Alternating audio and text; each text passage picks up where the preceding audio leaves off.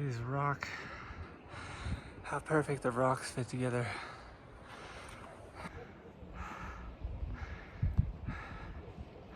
Notice the archway is a trapezoid shape. That's to have it be stronger. I think it's more sustained, more strong with earthquakes.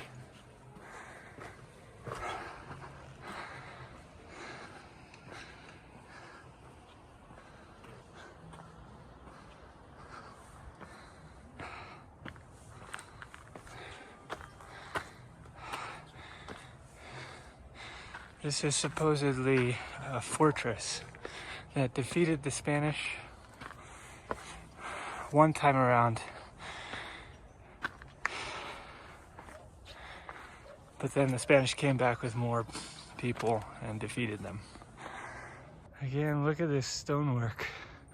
So you got the normal rocks, and then you got this Incan stonework.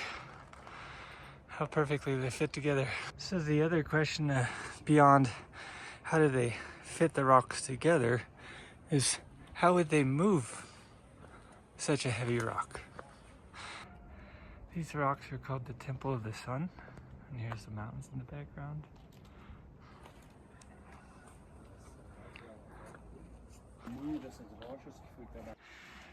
One thing you'll notice is in these rock structures, the Inca have designed pathways for water, because water, if I understand correctly, can erode the stability of the structure. How clever the Inca were with their building. And it's a pity that they didn't have a writing structure to explain how they did this. What were their building methods? It's all lost, except for what you can learn from archaeology.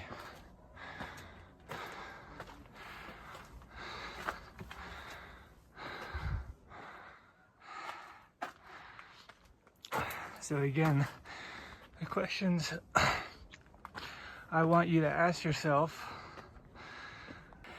are: 1, how did they shape the rocks? 2, how did they fit the rocks together? And 3, how did they move the rocks? To give you some ideas of where you might go, you might ask, how many people did they need to create these rock structures? How did they feed the people?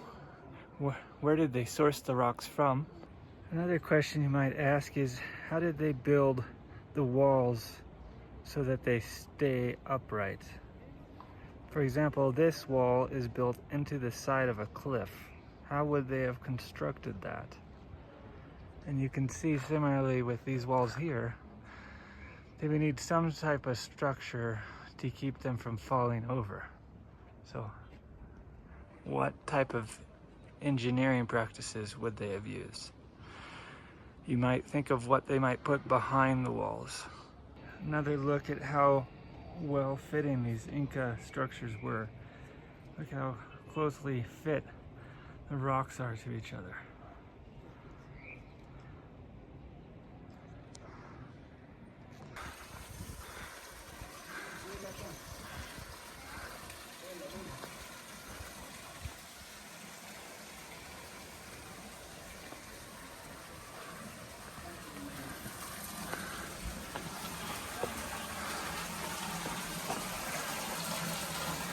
So this is where I first climbed up. And you can see that in this lower level, they've redirected the water, probably for crops. And if you walk over here, you'll see it looks like a field for crops.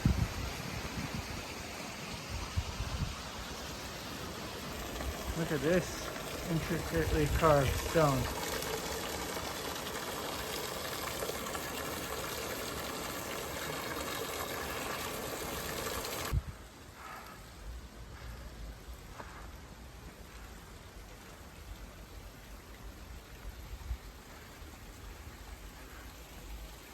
interesting example is how sometimes they'll just build around a big rock. Here's a stone path. This path apparently leads to Kolkas, which I looked it up, is a storage facility that they use for agricultural goods. If you think about it, you need to have food, and without refrigerators, you need a place to store food. And I believe they chose them at higher elevations because things store better. You can see how they're built into the side of the hill. And you can also see them on the opposite hill.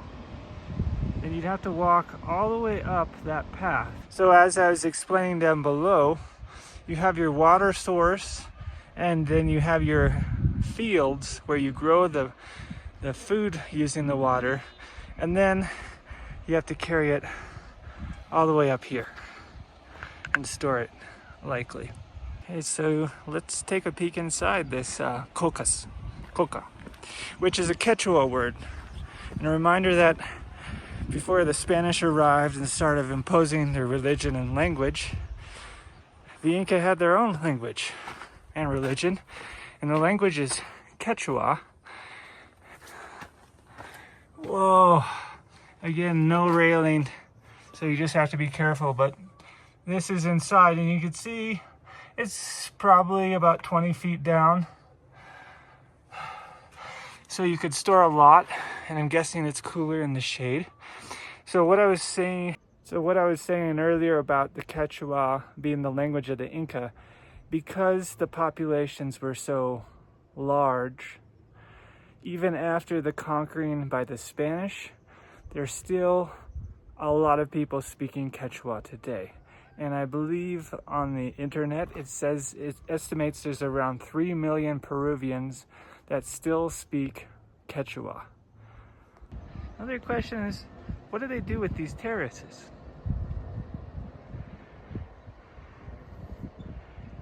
You have a hilly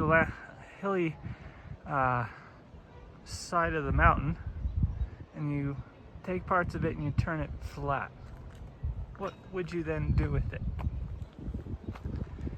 And more water. You can see how this might be used to water this field.